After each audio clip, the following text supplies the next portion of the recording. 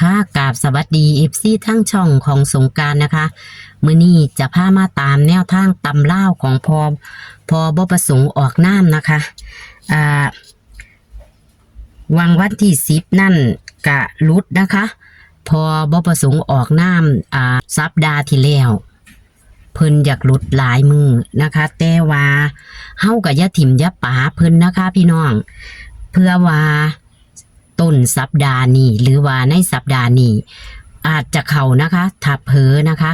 เพราะว่าของเพิ่นถักเข่ากับเข่าทั้งบนทั้งล่างนะคะแล้วก็เลขวิ่งบางเทียกับกอดข้อกันมานะคะในมื้อนี้นะคะ วันที่13กรกฎาคม69ต่ำเล่าวันจันทร์นี้อย่าเผลออย่าพลาดนะคะเพิ่นจะให้เป็นตัวใดเพิ่นจะแก้มือให้ในอาทิตย์นี้จะเป็นตัวใดเฮาไปรับชมรับฟังเสียงสัมภาษณ์กันได้เลยค่ะ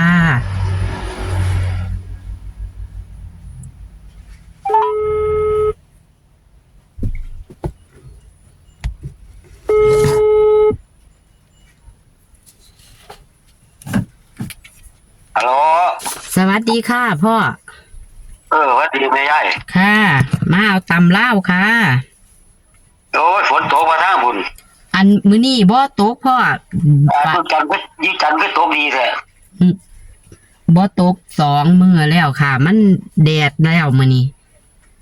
ไปฮอดจันทร์ตะหึงล่ะพ่อว่านี่แหละค่ะตกมาว่าซั่นฝนว่าซั่นตกหลายคักหลายแน่ครับซะทางพุ่นก็เดยค่ะเฮาอันแก้มือให้เพิ่นใหม่เนาะพ่อวันโอ้แก้มืออาจารย์ใดก็ออกปากยายเอ้ยบนฟ้องใดเรียกออกผิดสูตรว่าซั่นออกจังไดยังศูนย์คักศูนย์แหน่ทั้งหน้าก็เดยบ่ไปตามข้องแล้วรถว่านี่แม่เลขแม่แล้วก็มา77อีกเบิ้น7กลับขึ้นมาโอ้ย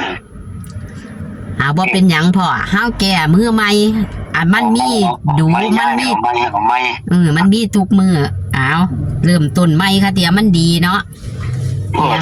เดียวน้อยแม่ถึงก็มือวันจันทร์นี่แม่นอกจากนั้นรถวัดว่านี่แม่มันก็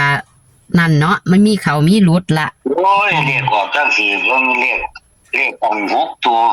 ออก3ตัวทำไมเรียกศูนย์ตั้งว่า3ตัว3ปล่อยแม่มาครับแล้วก็มา7อีกยุทธายอีกแล้วก็มา7มี2ตัวเดียวโคโลไม่ได้เบิ่นค่ะเด็กในตารางมันมี2มี3มี6 2 3 6ครับนี่ค่ะ701 4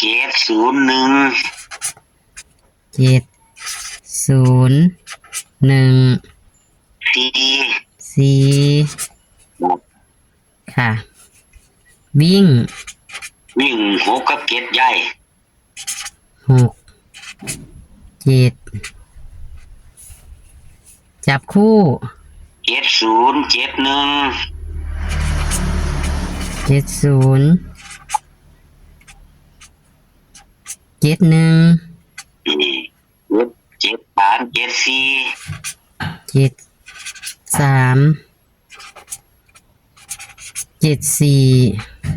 ่ก็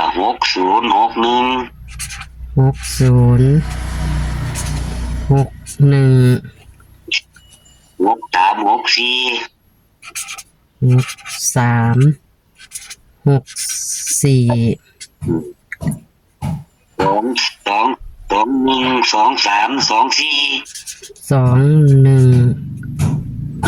ก็30ตัวนึงใหญ่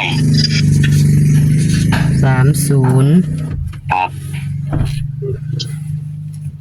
ค่ะตัววิ่งสายวิ่งเน้นตัวใดพ่อเน้น7เอามาอีกโลด7นี่เอา วันนี้ตัวนุ่นมันวันนี้ตัวนุ่นมีเกตหนึ่งเกตสามเกตสี่ 71 73 74บอกวันนี้ก็6 3 6 4 63 64แล้วก็61นั่นละ 61ค่ะ เดี๋ยวจะทวนเด้อพ่อ เอา วิ่ง6กับ7เน้นที่7เนาะรูด7บอก แล้วก็จับคู่70 71 73 74 60 61 63 64 21 23 24 30เน้นที่71 73 74 61 63 64เนาะพ่อ ครับ ตัวนิ่นไปพุ่นฝันดีบ่พ่อ ว่าฝันเมื่อคืนนี่แม่ย่าจะสีแมนนึกมองเห็นนี่ ค่ะ ฝันว่าไอ้เขายังกันไหม ค่ะ ผู้หนึ่งว่าเลขมันออกแล้วว่าสั่นผู้หนึ่งว่าออกตัวใดออก16ว่าสั่น อืม ผู้หนึ่งบอกว่ามันบ่แม่นมันออก71ว่าสั่น อืม เขายังกัน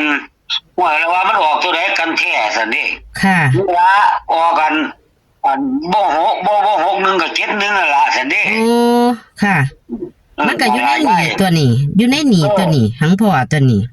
แต่เจ้าว่าเนี่ยเหรอว่าตื่นขึ้นมาแม่กูฝันตัวมาเบิ่งเลขเฮ็ดว่าต้องมึงขึ้นละ ค่ะ ก็เลยมาฝันเอามันเขาเถียงกันว่าผู้นึงบอกว่าเลขออกกัน16ผู้นึงบอกว่า17ค่ะ มันบ่มันบ่แม่นว่าซั่น ค่ะ เลยว่ามันออกตัวไหนกันแท้อย่าจะเถียงกันน่ะดอกเวลามันออก6171นั่นล่ะแต่นี่มันลาไป เอาตัวเน้นๆก็คือตัวนี้ตัวขันวางสั่นพ่อ ก็นั่นแล้วยาย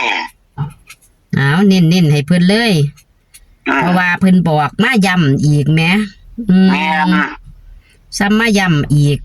ก็วิ่งปล่อยไปเพิ่นตั้งเมื่อวานนี่เพิ่นโทรมาเอาน่ะ ค่ะ แค่นี้ล่ะกันอันเดียวกันนี่ล่ะ เมื่อวานนี่หนูไปหาเอาของอันรัฐบาลไทยมันจ่อแล้วก็เลยบ่ได้โทรเอา แม่นี่มันสิมาออกรัฐบาลไทยซะ6171นี่ กะจังว่า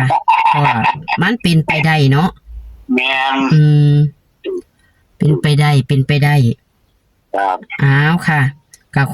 ขอบคุณพ่อเด้อค่ะ ที่ให้แนวทาง ได้มื้อนี้แค่มือใหม่ FC ก็ได้ แก้มือใหม่ งวดเดียวรุดหมดบัดนี้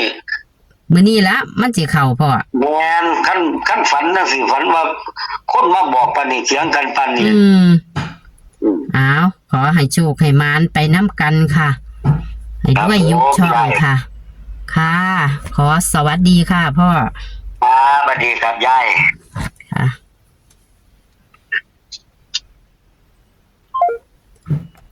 ค่ะของพอกับยะเพอยะพาดค่ะพอบประสงค์ออกน้ำตำเล่าวนะคะ ในต้นสัปดาห์วันจันทร์ที่13 กรกฎาคม69นี้นะคะ เพิ่นจะแก้มือให้นะคะ พี่น้องยะเพอยะพาดขันเข่ากับเข่าทั้งบนทั้งล่าง ทั้งไปทั้งอุบลนะคะ บางเทียเลขในตารางเพิ่นกับกอดข้อกันมาดีค่ะพี่น้อง มักชอบกระจัดคัดกระพานค่ะพี่น้อง นี่ค่ะ ตัวเลขแนวทางของพอกระเดยวันที่13 กรกฎาคม69ตำเล่าวนะคะ นี่ค่ะ เลขในตารางเพิ่นเด้อค่ะ นี่สายวิ่งสายแลนกับยาพาดนะคะ ให้6 กับ 7 วิ่งรูด7ค่ะ วิ่งรูด7จับคู่70 71 73 74 60 61 63 64 21 23 24 30เน้น6 หางคือเก่า เน้น71616364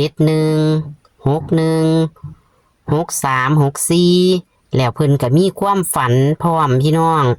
ความฝันน่ะบอกโตเลยก็คือความฝันว่ามีคนว่าเถียงกันนะคะเถียงกันว่าลีผู้หนึ่งว่า